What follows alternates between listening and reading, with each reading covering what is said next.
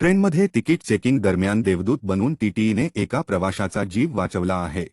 भारतीय रेल्वेचे टीटीई राजीव कुमार आणि मनमोहन यांनी सीपीआर आणि चालत्या ट्रेनमध्ये त्या वृद्धाला तोंडाने ऑक्सिजन दिल्याने अचानक बेशुद्ध झालेल्या वृद्धाचा जीव वाचवण्यासाठी बलिदान दिले। त्याचा जीव वाचला। या घटनेचा एक व्हिडिओ सोशल मीडियावर समोर आला आहे।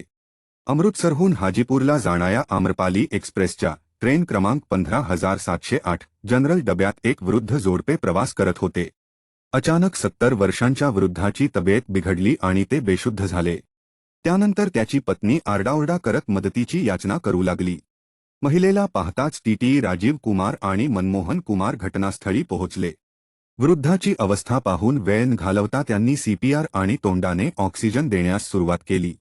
टीटीईने सुमारे 15 मिनिटे सातत्याने प्रयत्न केल्यानंतर या प्रवाशाच्या प्रकृतीत सुधारणा होऊ लागली।